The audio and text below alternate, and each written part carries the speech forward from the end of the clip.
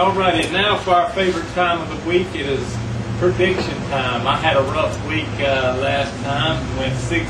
Well, my man Michael went 8-3. And we have a new guest tonight. Mr. Lewis is going to pick for Kobe this week since he's not here. He actually went 9-2, I think it was last time. So man had a good time, and we just didn't allow him to come back, I guess. Yeah. I went 5-6 in my shopper picks last week, so I didn't do so good. Well, I'm glad you're here, Lewis. You feel better. I didn't do so good. Alright, starting off, then we'll let you, since you're the new man here, have the first go. We have Hunter Huss at Weddington. I'm going with Huss. Huss played well last week, and I think even though they're on the road, if Marshall Williams plays, Huss wins. If he plays well, I think they win. I'm going to win on the road.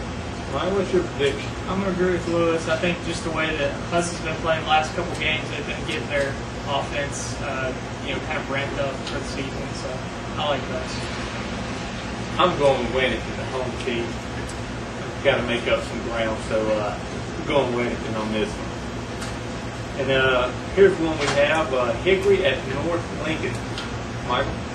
Coach Silva was here. He talked a little bit about containment, conditioning, and he's playing a tough Hickory team. He knows the background of the team. I like North Lincoln in this game. I think defensively, he said he's going to get after him, and I think they will. I think they've got skilled players that will come at him at different angles. He's going to blitz, and I think their offense, he wants to run the ball, but this time I think he's just going to have to be satisfied with spreading them out. So I like North Lincoln in a close game. Hickory's been inconsistent.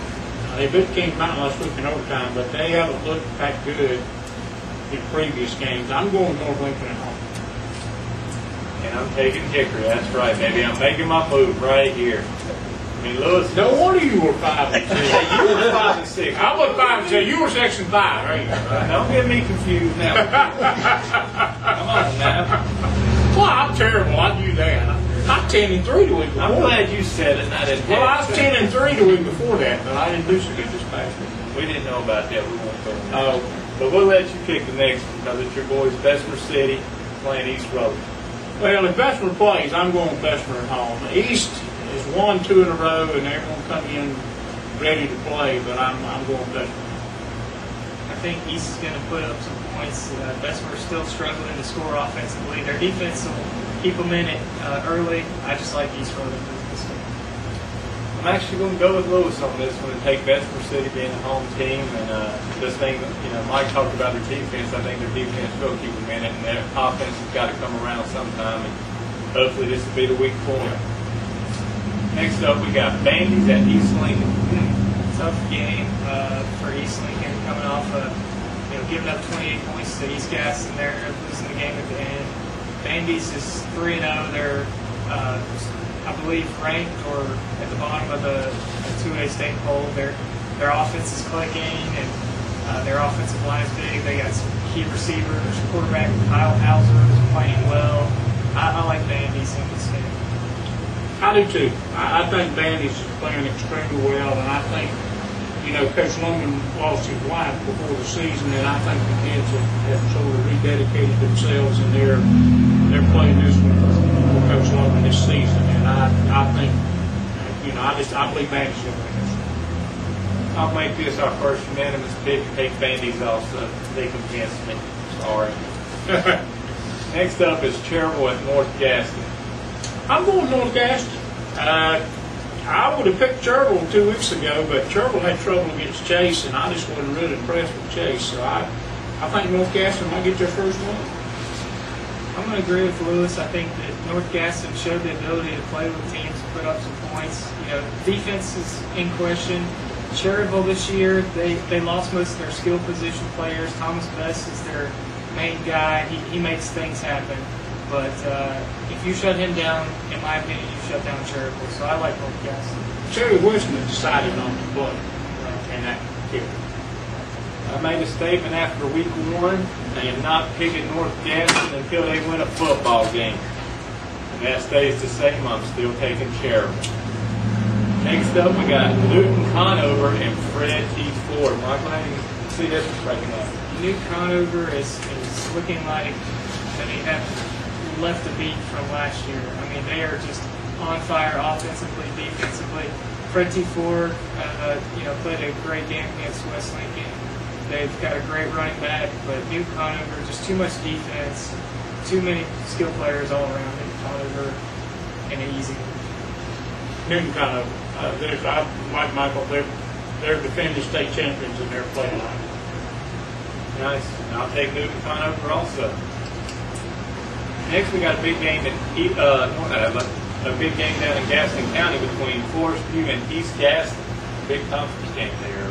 I'm going with Forest View. East Gaston played well in that comeback against East Lincoln, but I think Forest View maybe a little more experience, and I'm going with Forest View. I like East Gaston in this game only just because East Lincoln had a lead. East Gaston came back 28 points. Forest View, for me, hasn't shown the ability to close on games, and until they do, I think that East Gaston has a chance. Yeah, you're right. They do have a chance. It's going to be a good ball. I'm actually going to take Forest View based off of their running game. Their running back has had a few good games this year already, breaking the 100-yard mark, and just think he'll be able to control the game and not give East Lincoln the time, or East Gaston the time to come back if they do get down. What I based mine on was they played well against Clover. And Clover is a South Carolina powerhouse. Right. Because a lot of people think Clover might be back to state championship this year. And they got beat, Clover beat. But I think they acquitted themselves real well against Clover. Next up, we got West Lincoln looking to capitalize on that 62-0 win last week playing Chase. Well, West, I was not impressed the time I saw Chase, and of course they do terrible, but I think West, I think Coach Latham's got them ready and they're going to play. I think West. I spoke with Coach Latham earlier. He said they've played Chase 12 times now, and Chase leads the series 12-0. Yeah. And he really felt that this year and this week that his team is ready to break that. Yeah. They're ready to go. They're ready to be playoff eligible. If they get this and win the game, they will be 4 wins and 4-1, and they really have everything going for them. So I like West Lincoln. Yeah. I'll go with West Lincoln also this week. And next up, we move to Mecklenburg County with West Charlotte at Butler.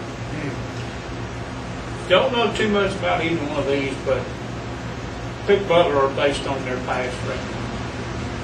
That's what I was going on as well. I don't know a lot about Mecklenburg. I'm not real sure either about West Charlotte or Butler. Just I heard Butler play some, I believe it was East Meg pretty well. It was either last week or last year, and I just like Butler.